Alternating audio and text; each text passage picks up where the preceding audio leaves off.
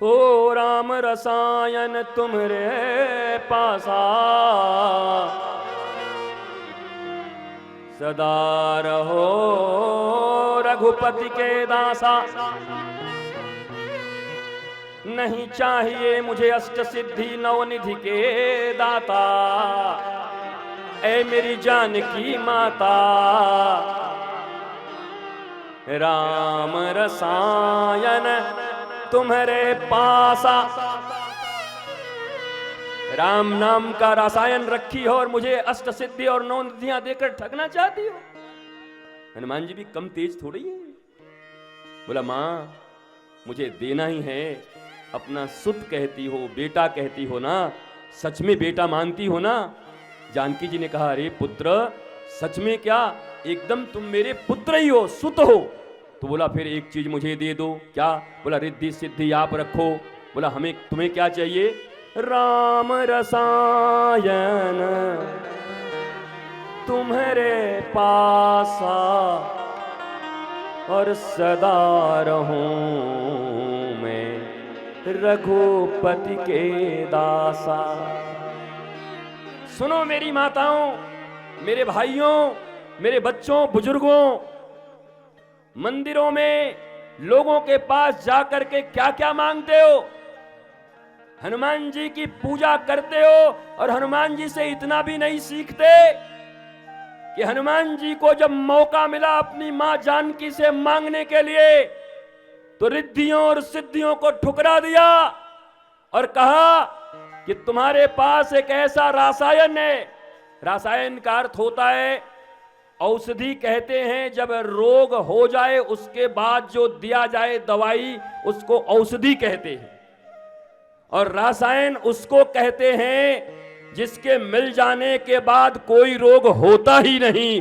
वो रासायन राम नाम का तुम मुझे दे दो माता, मुझे कोई रिद्धि सिद्धि नहीं चाहिए। क्या ऐसा कोई मांगने वाला है? कोई मांगता हनुमान जी से ऐसी बात? तो हनुमान जी भी तो पीछे हट जाते।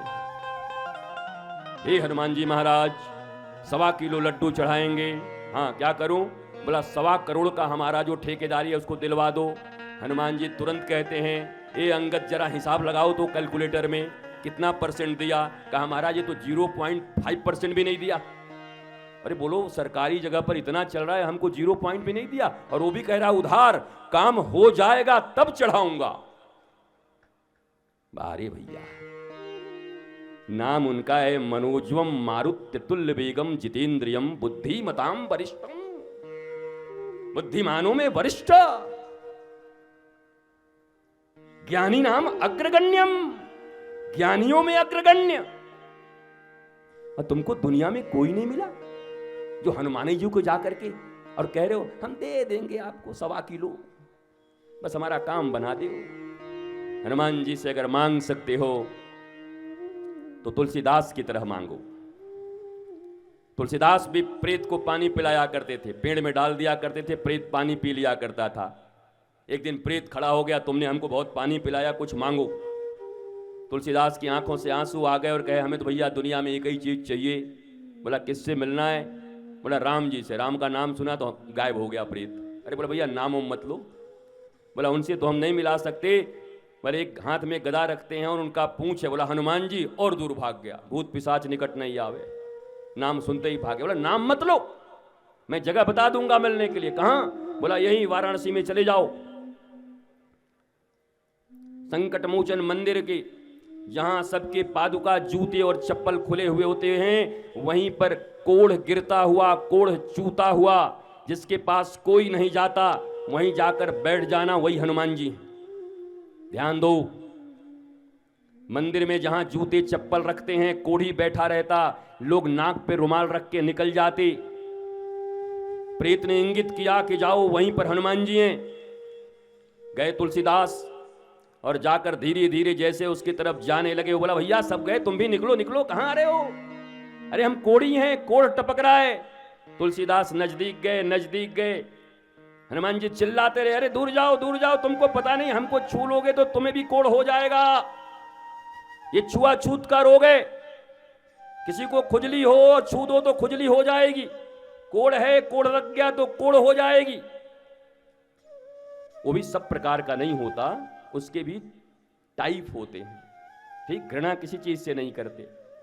तुलसीदास जी उसी समय आंखों में आंसू लेकर बोले, हे महाराज, जैसे कोई खुजली वाले को छू दो तो खुजली हो जाती है, कोढ़ वाले को छू दो तो कोढ़ हो जाती है, आज मैं भी आपको छू दूंगा, राम प्रेम का जो रोग आपको लगा है वो रोग हमको भी लग जाए, बस इतना ही कृपा मेरे ऊपर कर दो महाराज, हमें भी वो राम प्रेम का रोग लग जाए।